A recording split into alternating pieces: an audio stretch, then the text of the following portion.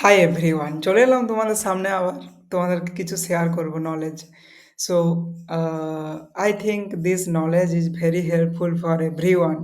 দেখো, আমি চাই যে আমি যতটুকু জানি আমি ততটুকু তোমাদের সাথে শেয়ার করব। আমার সাথে যারা ইয়ং জেনারেশনের যারা দেখছো ভিডিওগুলো, বিশেষ করে তারা become more profitable। আজকের ডেটে যদি এসে দাঁড়াই, আজকের ডেটে যাদের এজ 54, 55, 60 তারা যে স্টক মার্কেট ইনভেস্টমেন্ট করে, তারা হচ্ছে নিউজ বেসড ইনভেস্টমেন্ট করে। আমাদেরকে সেটা এভয়েড করতে হবে অলওয়েজ। আজকে যদি নিউজে কোনো স্টক বলে, লাইক সামথিং আমি তোমাদের সাথে শেয়ার করি, সবাইকার সাথেই শেয়ার করছি, যদি আমার থেকে সিনিয়র যারা আছেন, যারা 50 ইয়ার্সের উপরে আছেন।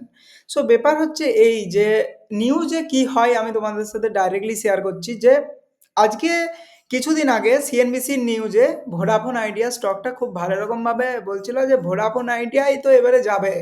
১৬ থেকে বলেছিল ২২ এ যাবে। ঠিক আছে? সো ভোডাফোন আইডিয়া এখনো ১৫ তেই পড়ে আছে। সেই তখন ১৬ থেকে ১৭-১৮ গেছিল কিন্তু আবার ১৫ তে চলে এসেছিল। সো একটু এভয়েড করাটা দরকার। এবারে আমাদের থিংকিং লেভেলটা বাড়িয়ে নিয়ে যেতে হবে, যেটা করতে হবে আমাদেরকে, যে আমাদের ভাবনাটা যদি আম্বানির মতো হয় তবে আমরা বিজনেস করতে পারবো, তবে আমরা স্টক মার্কেটে টিকে থাকতে পারবো। তো আম্বানির কি ভাবনা ছিল সেটা একবার দেখবো। আম্বানির কি ভাবনা ছিল তোমাদের সাথে শেয়ার করি। আম্বানির ভাবনা হচ্ছে, যখন করোনা এসছিল, সেই করোনা আসার আগে করোনার কিট প্রোভাইড করতে লেগে গেছিল। করোনার কিটে লাখ, লাখ কোটি টাকা ইনভেস্টমেন্ট করেছিল কিট বানানোর জন্যে। কারণ জানতো যে গোটা ইন্ডিয়ায় করোনা এবারে ছড়িয়ে যাবে। এবারে তোমাদের সাথে আমি শেয়ার করছি যে এমপক্স, এমপক্স এমনভাবে ছড়াচ্ছে, হাজার, হাজার মিটিং করছে মোদি এখন ডেইলি। আমার কাছে যে খবর আছে। এবারে তোমরা কি জানো? ওই যে যারা উপরে বসে আছে তারা কিন্তু ওই ইনভেস্টমেন্ট অলরেডি মনে হয় শুরু করে দিয়েছে। সেগুলো আমরা পরে জানতে পারি, যখন আর্টিকেল বেরাবে তখন জানবো। তার আগেই একটু ভিতরের খবর যে তারা আগেই শুরু করে দিয়েছে ব্যাপারটা এই। ব্যাপারটা কারোর কাছে আমি শুনিনি, বাট আমার একটা আইডিয়া যেটা বলে যে এত এমপক্স হচ্ছে, সো আমি ইনভেস্টমেন্টের ব্যাপারে একদম খুব সিরিয়াস। ওকে, সো এবারে আমরা দেখবো যে আমরা কিভাবে আমাদের ব্রেনটাকে ইউজ করব, ইউটিলাইজ করব, আর কিভাবে অ্যাপ্লিকেশনের থ্রু দিয়ে ইউজ করব। আমি বলেছিলাম তোমাদেরকে আর্টিফিশিয়াল ইন্টেলিজেন্সের ইউজগুলো আস্তে আস্তে আমরা এবারে দেখাবো। সো চলো দেখানো যাক আর্টিফিশিয়াল ইন্টেলিজেন্স কিভাবে কাজ করে। এটা হচ্ছে একটা অ্যাপস, ঠিক আছে? চ্যাট জিটিপি, এটাতে তোমরা লগ ইন করে নেবে। এ হচ্ছে একটা ট্রেন্ডেড ওয়েবসাইট। একে ট্রেন করা হয়েছে সমস্ত কিছু জিনিস দ্বারা। মানে এগুলো, এর কাছে যে নিউজ বেস সিস্টেমটা রয়েছে সেটা হচ্ছে আগের সিস্টেম, এখনকার নয়, আগের সিস্টেম সব।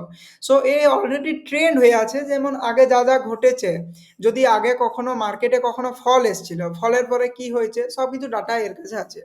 সো এবারে দেখবো যে আমি এখানে টাইপ করে রেখেছি already, if mpox flow in whole India, which company profitable. এ আমাকে অ্যান্সার প্রোভাইড করবে।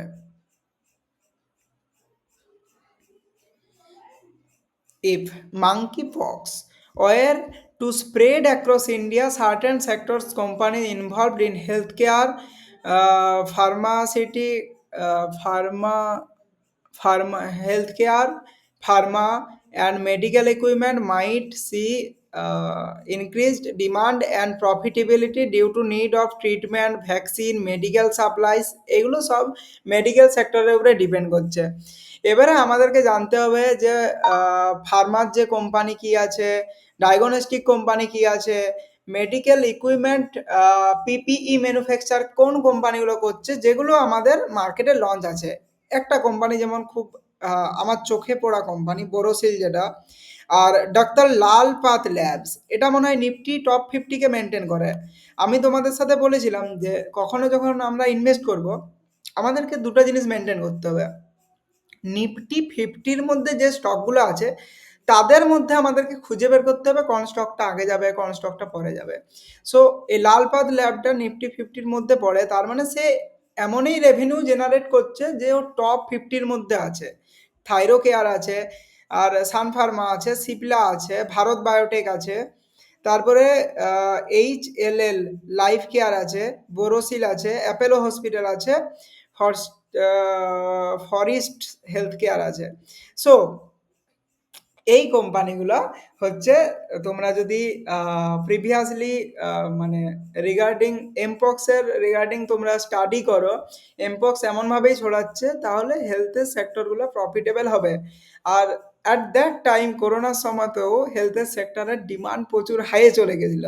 যখন যুদ্ধ হয়, আমি বলি তোমাদের সাথে, যখন যুদ্ধ হয় তখন কোন সেক্টরের ডিমান্ড বাড়ে?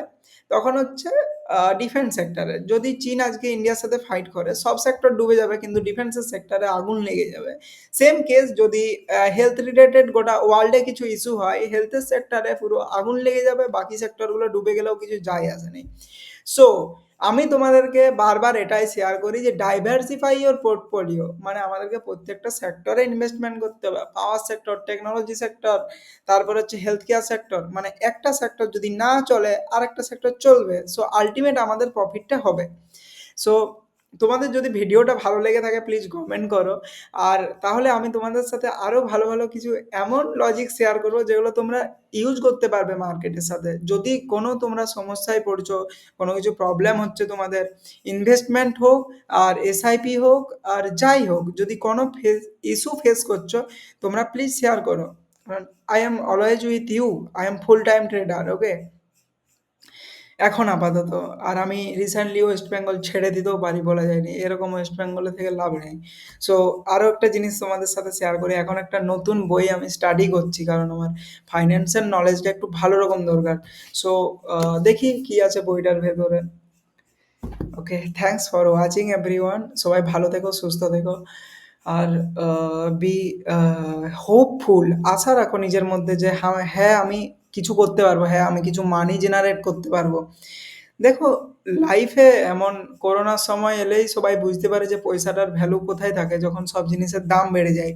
তো তার আগেই যদি আমরা সতর্ক হয়ে আগে থেকেই মানি জেনারেট করতে শুরু করে দিই, মানে মানি তো এইভাবে কাজ করে, like compounding, compounding and then compounding, then একটা টাইম আসবে যেটাই তুমি রিচ হবে। ঠিক আছে? তো এইভাবে মানি কাজ করে। সো মানিকে যেভাবে কাজ করে তাকে সেভাবে কাজ করাতে হবে। তারপরে আমরা লাইফে কিছু করতে পারবো। So thanks for watching everyone, thanks, thank you so much. যদি কিছু প্রবলেম মনে হয় যে এটা আমার ভুল হচ্ছে, যদি আমারও কিছু ফিডব্যাক তোমরা দাও, so I am always ready to get your feedback, okay? And যদি কিছু সাজেশন থাকে তোমরা শেয়ার করতে পারো। আর যদি কিছু প্রবলেম থাকে অবশ্যই বলতে পারো, আমি আমার বেস্ট ট্রাই করব টু সলভ দিস প্রবলেম। আমার সাথে অনেক নেটওয়ার্কিং যুক্ত আছে যারা হাজার হাজার ট্রেডার, বলেনি গুজরাটের বিজনেসম্যানগুলো, আজকে একটা বিজনেসম্যান যদি ডুবে যায় 10টা বিজনেসম্যান হেল্প করার জন্য রেডি থাকে। সো আমি এরকম বড় বড় অনেক ট্রেডারের সাথে আজকে লিঙ্কড আপ হয়ে গেছি, যে আমি যদি কিছু ভুল করি, আমি যদি কিছু ভুল রাস্তায় চলি, সো তারা আমাকে সাজেস্ট করে, তারা আমাকে হেল্প করে আগিয়ে নিয়ে যাওয়ার জন্য। সো আমিও চাই আমিও তোমাদের সাথে এই হেল্পটুকু অন্তত করতে পারি। Thanks for watching.